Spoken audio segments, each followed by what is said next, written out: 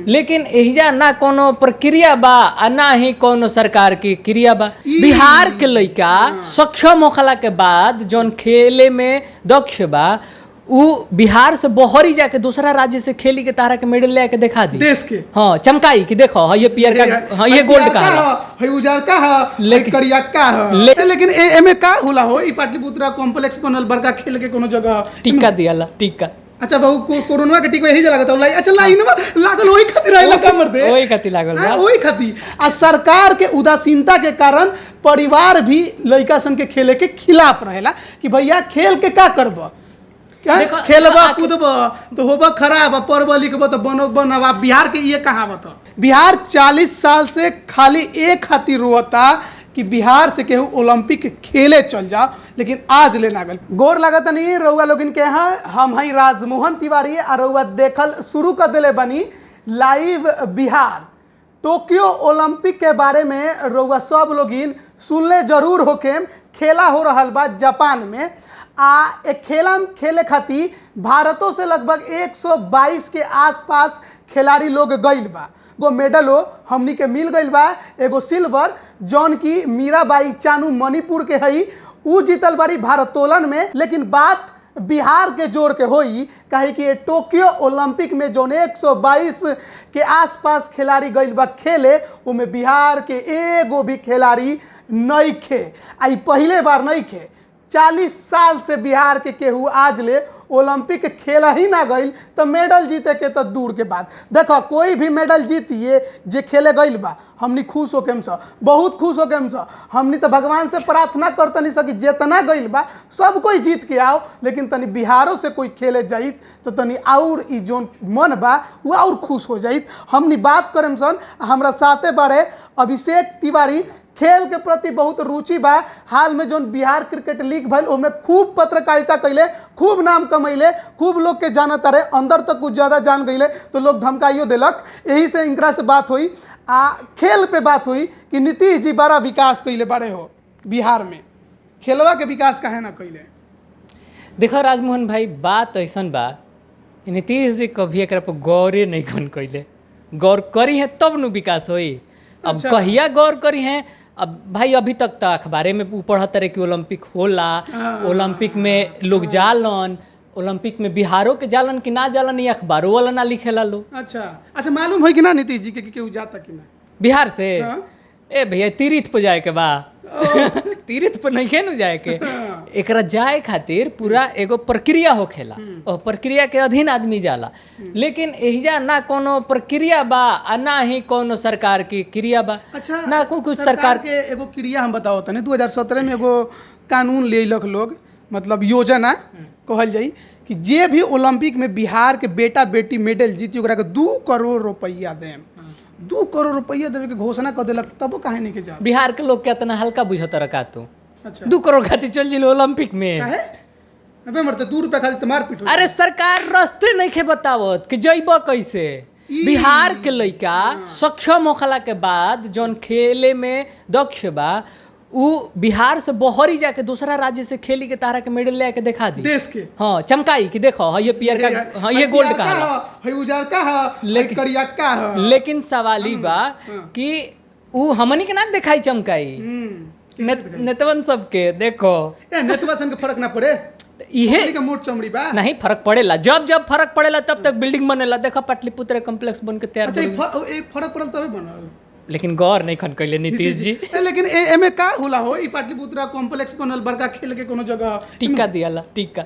अच्छा बहु कोरोना के टीका यही जगह लाई अच्छा लाइन में लागल ओही खातिर आइला कमर दे ओही खातिर लागल बा ओही खातिर जब जब ओमे खिलाड़ी खोजे गइल बानी तब तब बीमारे आदमी ओमे भेटाइल बाड़े। अच्छा जब गइल बानी त का हो ते भैया तनी हमार शुगर बढ़ गइल बा बनी कम करे खिलाड़ी ना आवत ना तोरा की कहाँ बड़े से खिलाड़ी भाई ऐसा बात नहीं खे।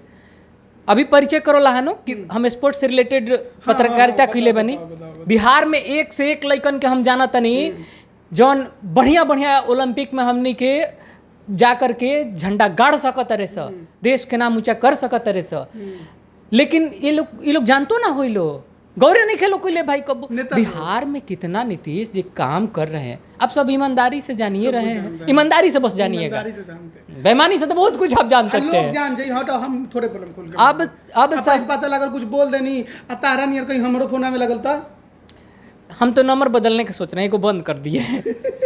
कहने का मतलब ये है आप जेवलिंग थ्रो में हम टॉप 3 लड़के को जानते हैं जेवलिन थ्रो बता दियो वो भालवा फेंके वाला है काहे कि तेरी यहाँ दौरी के आवेला से तेरी काहे कि भाला फेंके वाला बिहार के स्कूल में इतना मास्टर लोग शिक्षा देले बानू।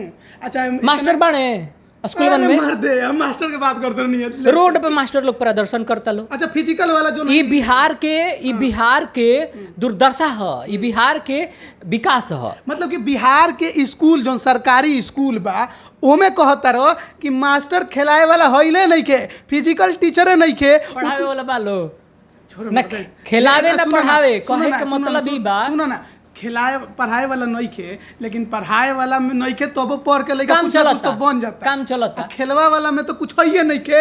अरे मर्दे ओलंपिक हो तो दूर के बात नेशनलवा में जब मैच होला तो हम देखे नहीं कि नीचवा से कौआ नंबर पे 12 से बिहार अरे औरते कितना ए मर्दे कई गो बड़े सैल्यूट बा बिहार के बिहार कहते नहीं हरियाणा के ई बेटी के जोन मेडल लेके आई हरियाणा के जिंद से प्रिया मलिक बड़ी जोन आज मेडल लेकर के आई बड़ी कुश्ती में पटका पटकी के नाम लेबो तो नीतीश कुमार बस राजनीति के पटका पटकी बुझेला अच्छा एगो अब बात नीतीश कुमार राजनीति में खूब पटका पटकी उनका से बढ़िया तो केहू जानते ना होई पटका पटकी खेलवा में डरे ना लिया का कि कुर्सिया कोनो छीन ली। ओलंपिक में ही डरे नहीं खस रखले ई राजनीतिक अगर एजेंडा के ओलंपिक में डाल दस कि भाई के बढ़िया अरे कहीं के नहीं के भैया उहे कह के तो खेल में पीछा कोई लेवल हो केहू ध्यान नहीं के देत भाई ए सुनिए कि बिहार में ओलंपिक के एगो संघो बा हो कुछ करबो करेला का कहिया के में कबो कोनो खेल ऑर्गेनाइज करवा देबेला अभी 2020 में नेशनल कैडेट स्कूल वाला जौन प्रतियोगिता होखेला ओकरा में करवैले रहे इहे प्रिया मलिक पटने ओकर मेजबानी कैले रहे पटने में आके आ पटक के आ गोल्ड लेके चली गई बेटी शान से लेके गई भाई काहे लेके गई हमनी के झंडा हिला के बाय बाय भाई ओकर सरकार ओकरा के समर्थन करती है ओकर सरकार ओकरा के खाए पिए से रहे तक के सुविधा देबेले ओकर सरकार ओकरा पे 2 करोड़ के लालच ना देबेले झंडा ना लहरावे एगो बात हम समझ गनी तारा से कि सबसे बड़का बात ई बाटे एजा कि उ योजना 2 करोड़ के देवे के बा कि जे जीती ओकरा के 2 करोड़ देम हम लेकिन ओलंपिक में जे जीती है ना लेकिन ओलंपिक में भेजे खातिर सुविधे दे ना देम तो ना तू जइब ना तू जीत के लइब की तरह के 2 करोड़ देम हम हां ना पैबो 2 करोड़ हां आ ओकरा बाद में गलत सरकार ही नहीं खे हमनी के मायू बाबू ओतने गलती बाड़े अच्छा कैसे खेले खातिर कोई बार पिटाइल बड़ा या तारा राज्य में कुछ खेले ना होला तो खेले खातिर माई बाप मारी ना अरे कौन आज तक खेल के बढ़िया कुछ वो जानत नहीं खन नो कि खेलियो के कुछ हो सकता जब महेंद्र सिंह धोनी पर फिल्म बनल त पता चलल कि बबुआ के खेली के नौकरी लागल रहला उनकर बाबूजी ना वो रेलवे में उनकर बाबूजी ना चाहत रहस वो उनकर बाबूजी ना चाहत रहन अब जब महेंद्र सिंह धोनी झंडा गाड़ दिहले तो बिहार में झारखंड में पटका पटकी हो गई कि महेंद्र सिंह धोनी हमार हमें तो हमार हमें ठीक बा अब देखो ओकरा बावजूद भी नीतीश कुमार कभी गौर ना बिहार के कह लेकिन कहीं ना कहीं महेंद्र सिंह धोनी झारखंड के में काहे कि खेलन वही जैसे भाई रहेलन ओहिजा खेलेलन ओहिजा शिक्षा मिलल वो छोड़ा ना ईशान किशन हाल में श्रीलंका में एगो डेब्यू मैच भल रहे ओमे डेब्यू कैले हैं मतलब एगो श्रीलंका ओडीआई में डेब्यू कैले हैं बिहार में जन्म ले बारे लेकिन बिहार से ज्यादा पटक्का तो झारखंड में फूट गए इहे पटका पटकी होखेला हर बार अब देखो एहिजा तो खाली एहिजा के तो बसिंदा हमें बाद बाकी मैं शिक्षा दीक्षा झारखंडे से भइल बा खेल भी तो भइले तो के फोरी पटाखा कोच कहाँ ओही जे ओकर संगतिया कहाँ ओही जे यहाँ के जो लड़का थोड़ा बहुत खिलाड़ी बा लोग वो इहो मालूम चलेला कि ना कि जी ओलंपिक में कई गो खेल होला लइकन के भाई अगर वो अपने से पतो लगा लेले हुई सन तो कौन नेतावन से कहत हुई स तो मानतो ना हुई सन नेता अब सवाल हाँ भाई वो सोचो कहे के मतलब ई बा कि सरकार अगर एक बार भी गौर करी तो सोचा का होइत भाई हम खुद कहतनी यार बिहार में हम ऐसा लइकन के जाना तनी जौन पूरा दिन भोकरा के दौड़ावत रही जा उ एके रफ्तार लगभग कायम रख ली शख्स लेकिन हाफी ना ओकरा का तो हाफी ना छूटे हम मिलल बनी भाई वैसा से लेकिन वो भारत के तरफ से मैराथन में नहीं खेल जात भारत का एहिजा नेशनल तक नहीं खेल जा व्यवस्था नहीं खेल दिया भाई कि भाई चाचा भतीजा बाबू आप लोग के भेजला से फुर्सत मिली तब ओकरा के भेज उहे बात मौसा बाणे तो भैया हमें पैरवी पे चली गई नहीं अगर मौसा जी नहीं खनता बहुत जरूरत बा इस सोचे वाला है बहुत जरूरत बा ए पे बात करे के कि आखिर काहे पिछला 40 साल से माफ़ करम रोगिन, पिछला 40 साल से बिहार के कोई भी ना लड़का ना लड़की ओलंपिक में खेले गए। का कारण बाटे? सरकार कहेले कि हम बहुत विकास कैनी, लेकिन विकास कौना कौना क्षेत्र में? खाली रोड पे सड़क बना देवल, पुल बना देवल विकास वाला। एक विकसित राज्य या विकसित देश ओकरा के कहल जाला जौन हर क्षेत्र में आगे होको। शिक्षा दीक्षा में यहाँ के लड़का अपना मेहनत से आगे बढ़त तरन सा। सरकार के बहुत कमे सहयोग होला, लेकिन अपना मेहनत से बहुत आगे बढ़त तरन सा।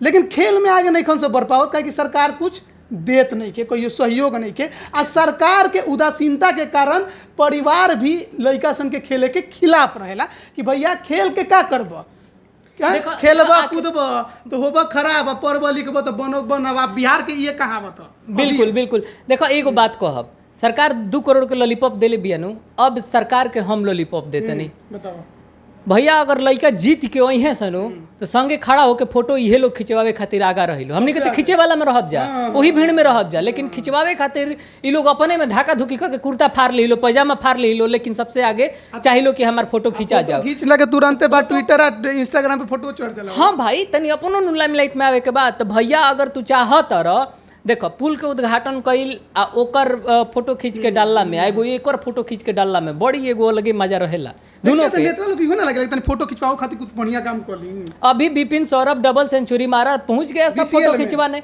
हाँ, सब लोग पहुंच गए फोटो खिंचवावे खातिर। हमारा लोग लौकत रहे नो, ऊ लड़का गायब हो आ ऊ लड़का फिर ए बेरा हिडन बढ़वे। महिला क्रिकेट टीम के उहे हाल बा, फीस नहीं के मिलत क्रिकेटर के, जौन भी क्रिकेटर बड़े से उन्हीं के फीस नहीं के मिल पावत कि आगे खेल कंटिन्यू करस।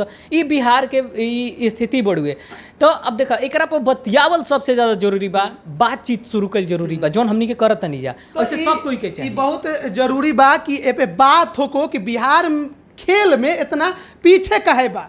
सरकार विकास के दावा करेले तो विकास ए क्षेत्र में काहे नहीं खे। सिंथेटिक ट्रैक बनावे के बात बिहार के मुख्यमंत्री जी करेले, लेकिन बिहार के मुख्यमंत्री जी सिंथेटिक ट्रैक बनावे के खाली बातें करेले।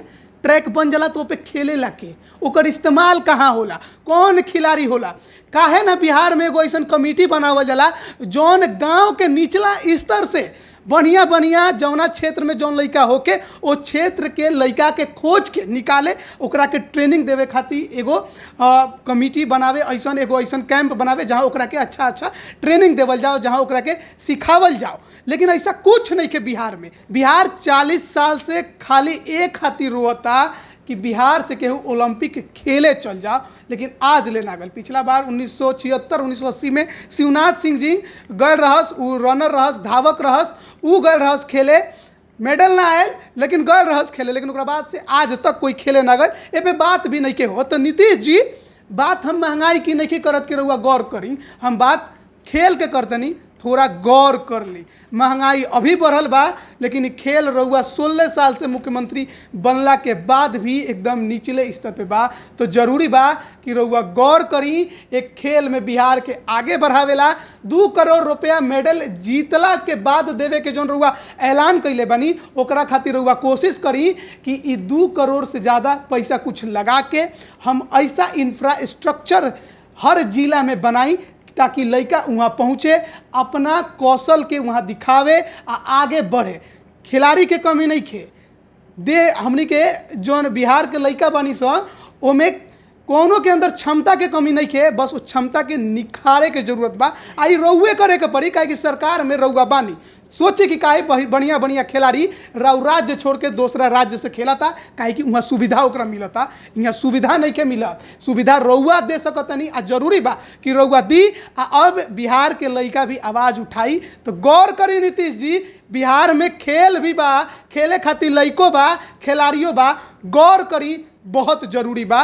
तो रउआ लोगन बनल रही लाइव बिहार के साथ।